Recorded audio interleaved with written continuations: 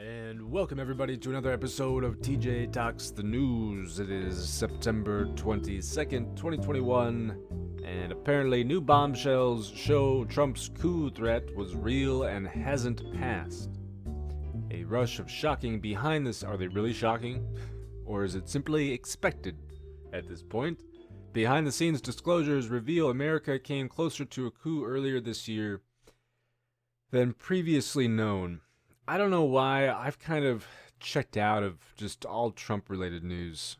For a while there, I was still kind of keeping up with it, but once it became apparent that there doesn't seem to be any political willpower to actually go after him for all the crimes he's committed and all the damage that he's done and all the people that he's gotten killed, and the damage that he continues to do.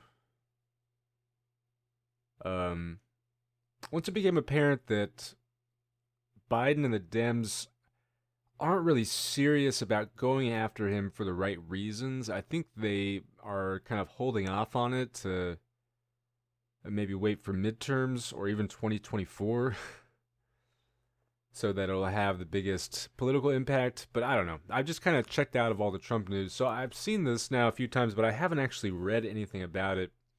I think it has to do with some emails that were sent between lawyers. If you start auto-playing CNN, we're not doing CNN today.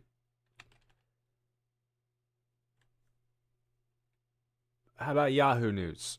Yahoo News, you got some. I hope you don't have any autoplay videos, Yahoo News, or I'm going to be very upset with you. I don't know who does that. These everybody, all these websites do it. It's freaking annoying. Well, I don't see that story here, but I'll go ahead and continue talking about it. Even though I have no idea what it's about, I think it's just some memo between the lawyers outlining this like 6-step plan to have Mike Pence invalidate the election and declare Trump the winner. Obviously, they're living in fantasy land if they ever thought that that was a real possibility. It would have been absolute anarchy. But it is just, more evidence to toss on the pile regarding the utter lawlessness of the previous administration, and further evidence of the utter inability of our other branches of government to act as a check on the executive. So, all in all, just really depressing stuff. And, I don't know. At this point, I think it's more likely that Trump is going to die before he ends up in prison, which is really, really just, that makes me very angry. The lack of accountability is what's going to get us in trouble in this country. Every country has corruption, but if you can't hold the corrupt accountable, that's when things get messy. This state now has the nation's lowest virus transmission rate. The nation's most populous state is the only one experiencing substantial coronavirus transmission. The second highest level on the CD's. Wait, this doesn't make any sense. It says this state now has the nation's lowest virus transmission rate. It says the nation's most populous state is the only one experiencing substantial coronavirus. I'm a little confused. Okay, we have substantial transmission here in California, but every other state has high transmission. So I guess we're still doing better than everybody else, but maybe not great. That's a really kind of confusing way that they wrote that headline.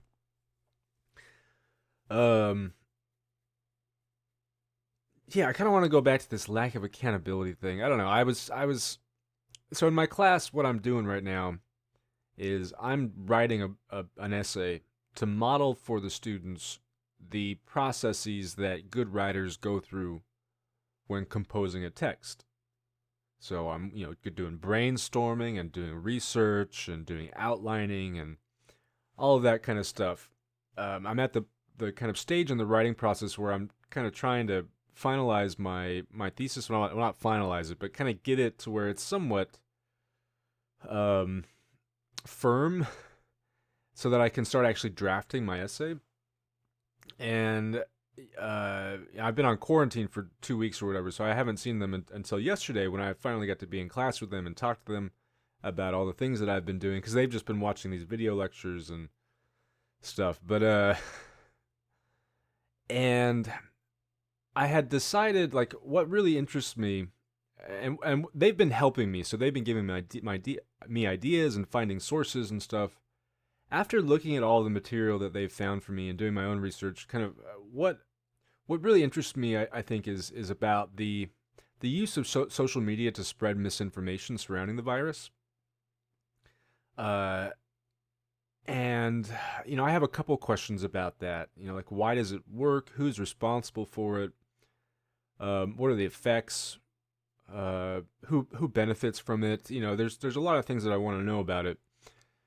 How can we overcome this problem? And one of my rationales for, because one class had wanted to focus on this idea of kind of bodily integrity or bodily autonomy in relation to like vaccine mandates and stuff. The other class wanted to focus on technology and social media. So choosing this topic was kind of my way of kind of blending the two topics together. That way I don't have to write two separate essays, and it's gonna save me some work in the long run. But I could tell that the class that wanted to write about the vaccines was kind of disappointed. Because here's me, I'm trying to focus on this idea of the kind of misinformation on social media. But all my class wanted to talk about was the vaccine mandates. And especially about the vaccine, which I'm surprised, because they've all presumably been vaccinated, although I've discovered that the safeguards in place at my college are not really safeguards. It's the illusion of safety.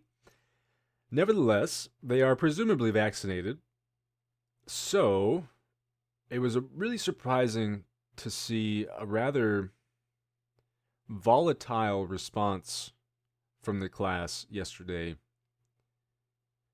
a majority of the class, when I told them, like, look, I don't really want to pursue this question regarding vaccine mandates, because I'm worried that it's just too far outside the scope of an 8-page essay. Because you're going to be dealing with some really dense, complicated philosophical concepts. And so I said, I'm just going to kind of avoid that question and just kind of assume that regardless of the mandates and the vaccine's efficacy and stuff, that the threat of misinformation on social media is still a real threat, and that it's something that we need to combat. Even if you believe the stuff, it's... Basically, I was kind of saying, like, look, I'm just going to assume that the vaccine does work and that this is misinformation. And I could tell, man, they did not like that. They said, well, what about the side effects? What about the people who are dying from it? What about, and here's, what I discovered through our discussion. What it really seems to come down to is a distrust of government. They simply do not trust those in power. Now, this is not new, of course. In fact, I think you could argue that it's one of the defining characteristics of the American ethos, is a kind of distrust of the government. But, although, the Federalists won out, right? So, we didn't distrust him that much. I think there was more distrust of the masses than there was of the government, at least early on in our nation's founding. But nevertheless, particularly post-Civil War and stuff, it's kind of, I would say it's kind of defined American politics, especially since Nixon and Watergate. And what I see is just kind of the moment where I think previously government had been just as corrupt, but it wasn't as public because of, particularly because of television and just the changes in media and the spread of information. I think changed things about what we know about government corruption and how we respond to it. So I feel like since Nixon, there's just been this growing distrust of government, and even these students in my class who I'm now commuting to a college that's in a much more liberal area than where I live. And so I kind of expected them to be more pro science kind of thing, and but no, and I feel like one of the big problems, especially for these young people, these are all 18, 19-year olds, was Trump. And I think it's something that we haven't talked enough about or really come to terms with, is how much he did to really erode our faith in our institutions. And of course, that was purposeful, right? That was his intention. More the intention of the Republicans. Trump is not that smart. But, and I think it's worked. I think it's worked really, really well, to the point where even people who previously may have had some faith in something like the CDC to make smart medical choices and share accurate, truthful information, there's now a lot of doubt there. And again, rightfully so, because Trump showed that these agencies are easily corruptible and can easily be used for political ends. And I don't know. It was kind of it was really hard yesterday in class to be confronted with this level of hostility towards, what is ultimately, um, it's hostility towards the kind of scientific method and the processes that we've established for trying to uncover some sense of truth, some sense of right and wrong in the world through observation and experimentation and good analysis of data. And they don't seem to grasp how cutthroat the world of academics is, how cutthroat a lot of these agencies are and stuff, in the sense that publishing false information or something, it's you don't do that, right? And if you do it, then you get in a lot of trouble and you lose your career. Um, Now I'm not saying it doesn't happen, right? Again, everything is susceptible to corruption, but to me, it's really scary to see this growing distrust, not only of government, but of kind of the fundamental um,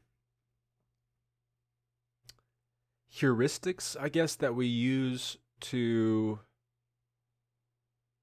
achieve all the things that we've achieved in technology and medicine and whatever it is. It's just a trip to me that they can sit there on their iPhones scheduling their doctor's appointments to go and get their x-rays done, while also simultaneously doubting the validity of the science behind these vaccines. They're obviously putting faith in the science in other places, right? So I don't know. All I know is that as a teacher, I feel like it's going to be really hard moving forward. And it wasn't just their skepticism. I mean, that's fine. And I tell students we should always be skeptical, right? But I think there's a kind of healthy level of skepticism. And then we need to be able to use our own faculties to be able to properly evaluate whether or not something is accurate. But it was their hostility, the anger. I thought I was going to have students walk out on me. And it's like I'm telling them, like, look, it's not that I necessarily, like, I was just trying to explain to them that it was more of a rhetorical choice to meet the writing situation, to meet the rhetorical situation, in that the question they want me to tackle is simply too complex.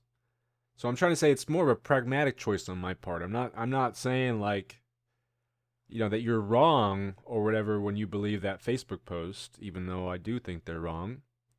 Um and that's what, this she's like, what about the thousands of deaths?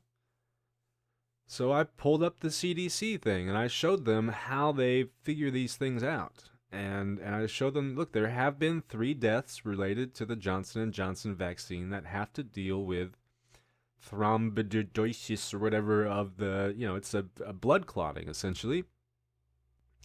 And so I mean, like, we have the data, they can access the data, but then their response is, well, of course the CDC doesn't want us to know the truth. And I don't know. And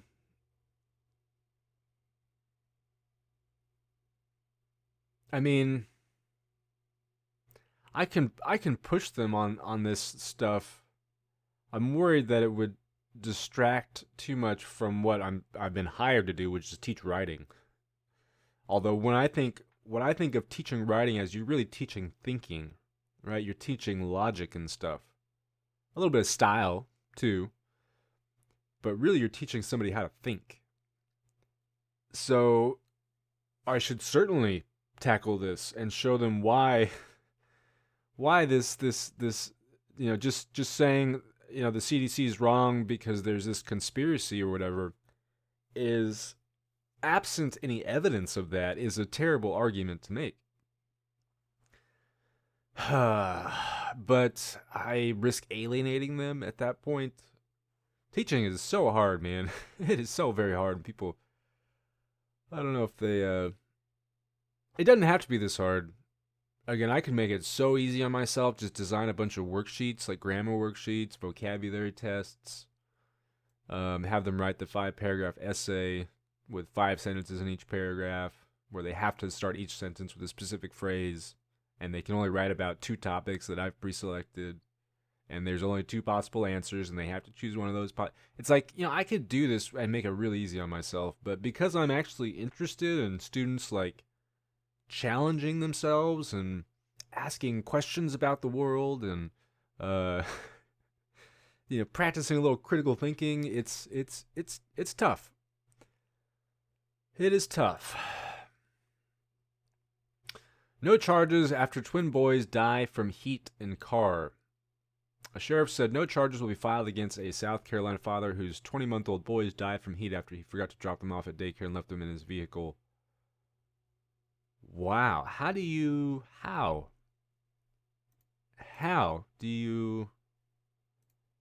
do that? He didn't mean to do it. God, he didn't mean to do it. He's got to live with that the rest of his life. Because he was under intense pressure at work. Wow.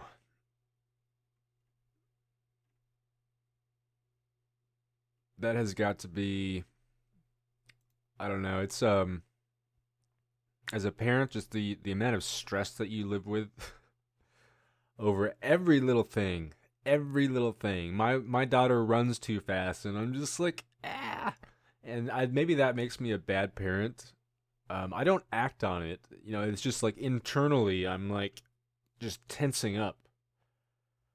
Uh, Interestingly, I didn't have the same reaction with my son. I don't think. Well, no, that's not true. There was one incident where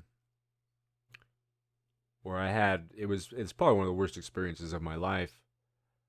And I know I've told this story, although I think it was on my other YouTube channel, but uh, basically, we used to have a roommate. It was one of our good friends from high school. She had a drug problem. She also had a son. She was trying to get away from an abusive boyfriend. We took her in. This was when I was in college, and it was kind of a hectic time in our lives, but we wanted to help her. And so she came to live with us, and it was nice in that she could watch our son. So she provided daycare. Maybe not the best idea on our part, but we didn't have many other options. So one day I leave my son to go to the store to buy groceries, and I get to the store, and I'm putting the groceries in the basket, and my phone goes off, and I answer it, and it's my friend, the one watching my son, and she's like, William's gone. And I'm like, what do you mean he's gone? She's just like, the front door was open, William's gone. And, of course, me, just that sense of like everything in your body just kind of just feels like 1,000 pounds heavier. At the same time, that sense of adrenaline as I just leave the basket with everything in it. Sorry, clerks at the grocery store that day. And just take off, and I'm driving. I ended up having a couple of broken screws on my car, and I think it's because I hit a bunch of speed bumps going way too fast that day. And get home, and thankfully, the neighbors had found him. He had made it across the street. He's 1.5 years old at this point, by the way. He's made it across the street into the neighbor's backyard, right next to their pool, with their dog in the backyard. He dodged so many bullets that day, and I had so many near heart attacks that day. And of course, it was partially my fault in that I had not closed the door all the way, and so the wind blew it open. But also, my babysitter was not doing the best job of keeping an eye on him. But I would say I don't do that. This kind of daily stressing over my, I didn't do that with my son the same way that I do it with my daughter, which probably is something that I should try to work on. I think it probably says something about my biases. This little California beach town is the best place to see the great monarch butterfly migration, but they need your something. Oh, Pismo. So this is actually the beach that my wife and her family would go to, whereas my family, we would go to a much smaller beach farther north with fewer people and worse beaches, because my parents, they go to the beach and then they just sit in the house all day and they read. For my dad grew up in Orange County, so he's the beach for him, I don't know. He likes the sound of the waves, and that's about it.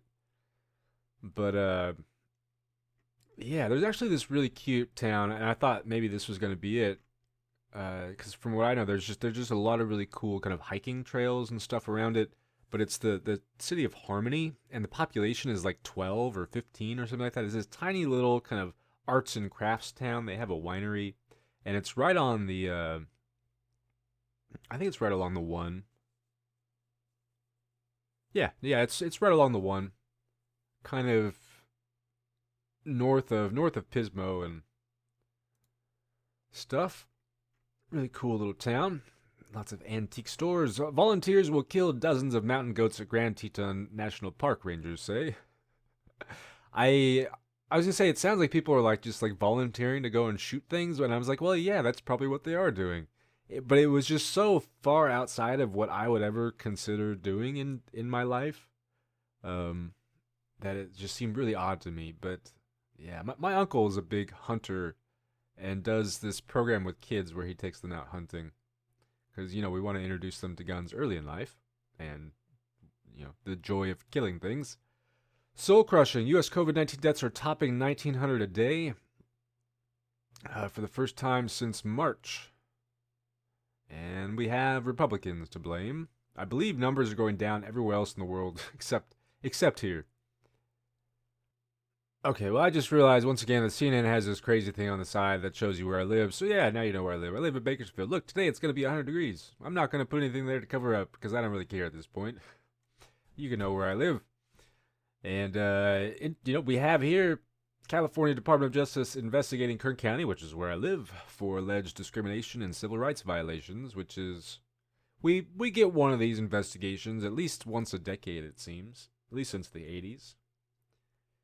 Usually a couple investigations, usually involving our police departments, but also our schools as well, because we're just that great. That's how amazing we are. Interestingly, on Yahoo, I'm noticing a lot less politics related news, a lot more kind of random news stories like restaurants going away, coffee. There's just an article about coffee. Um, this feels more like an actual news site rather than one designed to kind of get us outraged, I guess. I don't know. It's still kind of clickbaity, though. Oh my gosh. Okay, I saw this yesterday. It says Arizona Republican resigns after secret recording released. And I kind of assumed that it was going to be a secret recording of him admitting to something illegal regarding the audit of the election or something, like a payoff to the cyber ninjas or whatever the heck they're called. But it turns out it's a Republican who resigned because he has a sense of right and wrong, because he has an ethical code that he's trying to live by, and that he opposed the audit. Um, but this is, yeah, they're purging everybody. This by itself should be a red flag for everyone. But we all just kind of are continuing on as though it's totally normal, just same old Republican Party that it's always been. They're threatening to not extend the debt limit, which would put us in a default, which they've done in the past. They did it back in, I think, 2011. With little real consequence. It kind of sort of hurt them in the polls briefly, but they still held on to Congress. So, and I think that they've realized that it doesn't really matter what they do. At least it sure doesn't seem like it matters what they do. And that their support is declining no matter what. They're never going to be able to get a majority of voters again without seriously reforming. They'd have to remake the party. So they know that their only path to victory is through things like voter suppression and gerrymandering. And so that's what they're going to do. And what that also does is it frees them up to toss this red meat to their base. Right? Stuff like the default. Now their base will probably realize that it's hurting them too, but that hasn't stopped their base from supporting them in the past, right? So as long as they're throwing them this red meat, and I find it interesting in that it's going to hurt corporate America quite a bit. But again, Republicans seem to have just abandoned any loyalty to corporate America that they may have had. Just look at their perpetuation of COVID. Corporate America wants this to go away. Like last year, they already had the commercials running as though it were gone. But Republicans have decided that nope, it's just not worth it at this point. They can secure power through other means, and it seems like that's what they're going for. Here's a good story that I can bring up with my students maybe regarding social media and misinformation. It says this TikTok constipation hack is going viral, but is it legit? A doctor weighs in. All right, I got to see what it is though, because I got to talk to my students about this one. Earlier this month, the TikTok account for Empirical Grace Acupuncture, where that's already a huge red flag there, shared a video displaying a hand motion that promises to get things moving for those who are irregular. Simply make two fists and rub them together, thumb to thumb, for a couple minutes, a couple times a day, and you will have a bowel movement. So the video claims. Anyway, well, at least it's not like go and drink bleach or something, right? Some of the stuff that's on these social media TikToks and whatnot, or there was the milk crate challenge where people were seriously injuring themselves. At that point, though, do you blame the social media or do you blame the stupid person? As a professor of rhetoric, I would say you blame the social media. Yes, most certainly you blame the social media.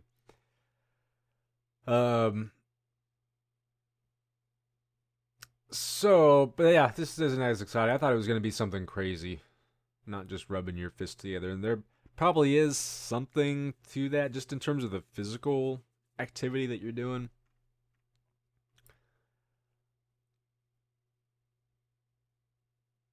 Interesting. So it says 70% of fully vaccinated prisoners caught COVID-19 in a Texas Delta outbreak, the CDC says, but vaccines protected against serious illness.